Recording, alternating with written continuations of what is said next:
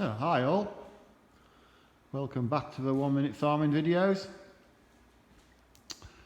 And yeah, I just thought I'd do another quick video. It will be quick, this one. So yeah, I changed my pickup the other day. I had a Hilux, Toyota Hilux. It was an Invincible, but I found this commercial one with low miles, and so I did a deal on that. So yeah, quite impressed with it. They say they're more heavily built than the Invincibles. I think they are. My biggest annoyance with all these pickups is, I mean, this is only 4-year-old, and it did very little last year when you look at the MOTs on it. And yet the chassis is starting to rust already. You can see all these where the weldings are. I don't know why these companies, you know, this must cost them peanuts to paint these chassis, and I don't know why they can't do them properly.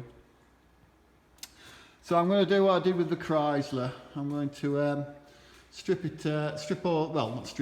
clean all the rust up, and I'm going to treat it all and repaint it with some black gloss paint, and then underseal it using well, I use wax oil, but you could use anything really, I suppose. But no, they just start rusting so quickly. I don't know, they seem as if it's impossible for them to paint things reasonably well nowadays. They give you a warranty on the bodywork, but they give you no warranty on anything else. But anyway, that's the plan. Tidy it all up and get it back on the road, because at the moment I'm using the Chrysler for farm work, which isn't ideal. But yeah, so we'll get a lot of wax oil thrown up into these places that you can see here. I mean, look at that spare wheel. Red rust in there. Red rust. I know it's going to catch the salt and all that, but yeah, just an extra coat of paint would have been ideal. Yes, that's what that's all about. It's a bit less a spec than the Invincible, which is annoying, but I think it's a better machine. It's certainly a bit more orientated around farming anyway. The biggest thing I don't like is that it doesn't have any reversing camera on it, and with that top on the back, the white top on the back, it does make it a bit difficult to see out of. But yeah. So tractor wise, well, as you can see, they've all gone apart from that old beastie.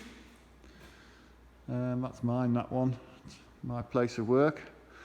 But no, the others have ended up in another shed for now. The new workshop for me is quietly coming on. I'm hoping we might get a roof put on it very soon, and we can then get it dried out a bit and wired up, ready to go.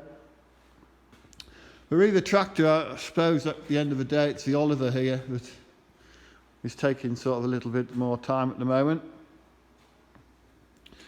I eventually got a fresh block, engine block. No fault of anybody's really, it was just a matter of getting it shipped over from America, the US. I got it from Mark Corves, who seems to have a pretty good name in it all. Spoke with him via emails and that. Nice man, very helpful. I can recommend him to anybody. At least this block, my old block, was split right down the middle, frosted out. And so, and as I say, I think in the last video I said that the deck had moved on one side, so I thought it was a running engine. Unbelievably, it was a running engine. But anyway, I like to have things right, so we've got this fresh block. It's a slightly later year, 1953, this one, but it's still the G4 block, so it's like the latest block that they made for the Oliver 88s, I believe, from what I've read. It was like a G1, G2, G3 and G4, and I think the G4 was the final one. Does seem to be a little bit stronger made. I don't know whether it's because it's a later one. I mean, the other one's a G4, the other block's a G4, but this one does seem to be a little bit stronger. It still has these two stupid blooming water galleries, that one and that one, which you've got to plug for the earlier style cylinder head, which is annoying. So I was hoping this block might have already had the plugs in, but it doesn't, because on this head, take her over here, on the head there's two little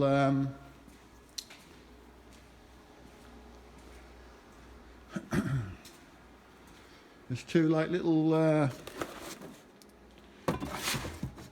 levering cutouts there and there.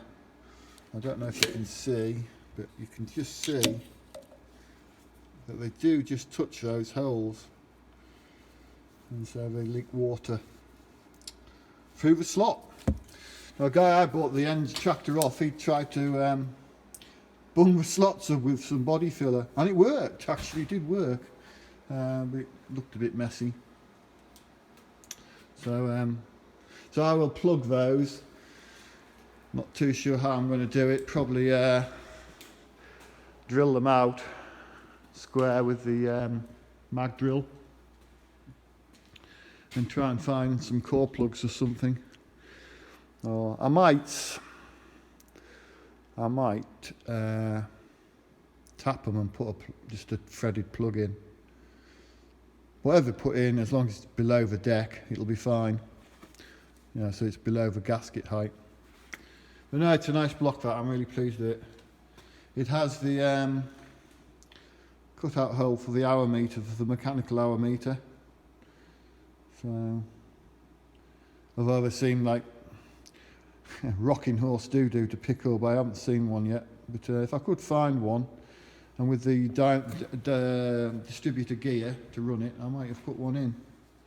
But yeah, so needs a good. Well, it's been coated. Mark's coated it for me in. I forget the name of the stuff. It's like a liquidy sort of based oil that stops rust. So I will have to steam clean it all off. Not a problem. Soon do that and clean all the. I'll take the plugs out of these here and down there. Take these plugs out and steam clean the oil galleries out. I notice there's quite a bit of muck sitting in the camshaft lifter gallery, etc. So it's worth doing that. So, yeah, so I'm on with that. As I say, I get this. I need the pickle back up on the road, sharpish, really. So get that finished over the next few nights. It's nice and dry. I've been away for a week, so I washed it off before I went away, so it dried off really well. Yeah. That stuff I use, I treat the rust, and I couldn't think of the name, and somebody was asking me the other day actually about it. And the stuff I've been using is there we go, that product. I've used these products in the past and they're all right to some extent, but the best if you can paint over them. That one creates a undercoat finish, and so you can paint over that one. And like with all of these products, you've got to clean the rust off pretty well, it doesn't like really thick flaky rust, because eventually you don't actually kill the rust under the flakes. But with this being in the position it's in, it should do, I reckon it should do a fairly good job on it. It should do. And the Chrysler, we did the underneath of the car, underneath of the body shell, and it worked quite well.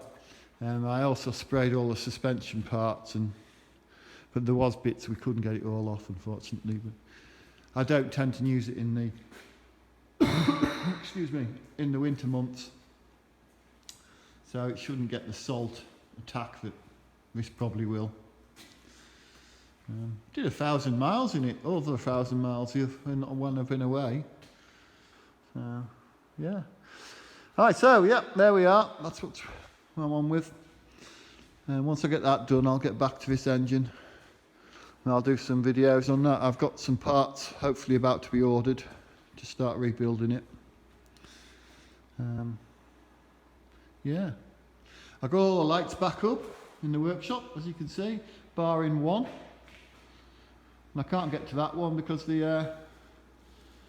my airflow garage here. So once that's moved out, I can get up to that. The ladder's a bit steep. Okay, that's where we are. Okay, thank you now. Bye.